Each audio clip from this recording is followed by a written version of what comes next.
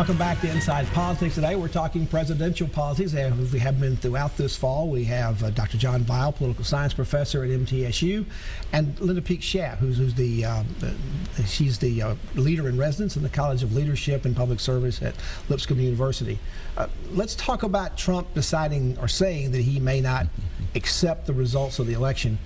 Dr. Weil, he was almost throwing off the bus his own vice presidential candidate who'd said, yes, we will accept it.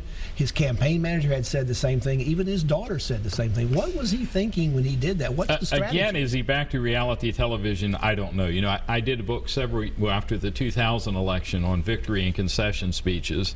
And we have, you know, basically the last 100 years, you sort of had this convention of this is a chance, particularly after a bitter election, to try to do your part to unify the country.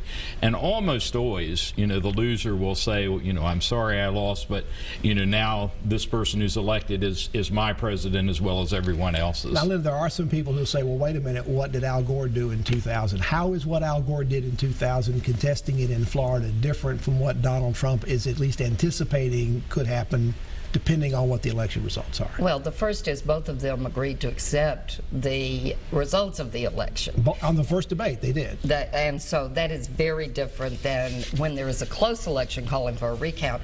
But I loved what happened when Trump's surrogates tried to make this comparison, because John Meacham tweeted, for all of you trying to compare this to Al Gore in 2000, please stop. It is factually, historically, choose your adverb, wrong. Now, Dr. Weil, another thing that happened over this last week is Donald Trump continues to say he's no longer tethered to the Republican Party. He's had a complete break with the leadership.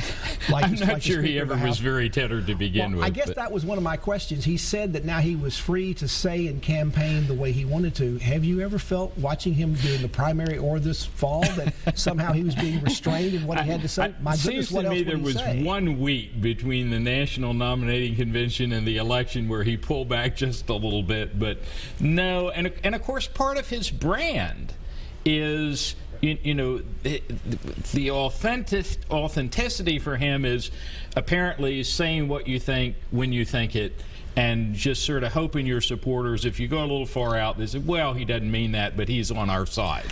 If I may, I think what he's untethered from is the Republican Party leadership. Yes. And he's been allowed now, or he's allowed himself now, to do one thing he hadn't done before, which is attack Republican leaders. Well, is he untethered to some degree from his own campaign leadership? I mean, it seems he's doing some things and making some statements like the one he made about not accepting the election that might be at odds from what he's being advised by his own campaign. It'd be nice to be a fly on the wall and listen to some of these, you know, conferences. Well, there's a fight, you know, between Steve Bannon and his Breitbart campaign CEO and Kellyanne Conway and to a certain extent his vice president.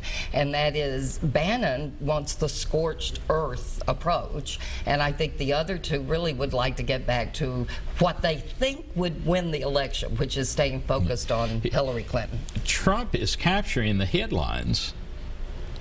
And for a primary campaign, you know, when you have 16 opponents, maybe that's okay.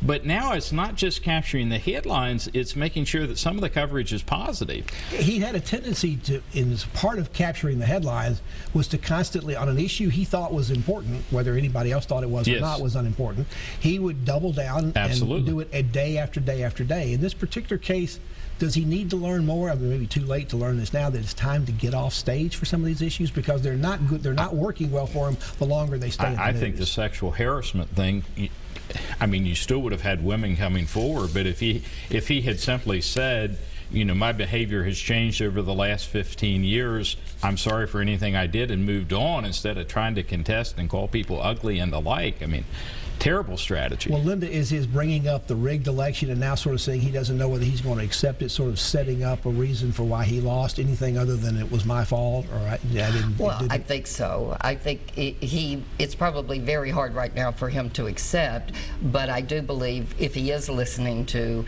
Bannon and some of the others in his campaign, he's laying the groundwork for a loss. But he's laying the groundwork, I think, less for a loss and more for saying, I was robbed.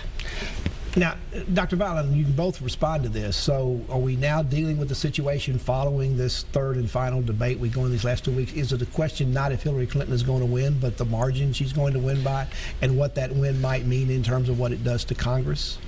It would appear that way. But we've already, we've had so many October surprises that some of them occurred in September, and so I would not be. And they could occur in November. I'm going to say, well, and we have a longer event. time period that they could occur this, and WikiLeaks particularly we live in a very violent world. Aleppo could fall within the next couple of weeks. We could have a terrorist attack somewhere, and it's hard to know for sure who that would benefit, but it might benefit Trump. I think it's really the wrong thing right now for the Clinton campaign to be confident. And from reports that we're hearing, they could be overly confident right now. They do see states that they believe they could put in their column if they spend more money there.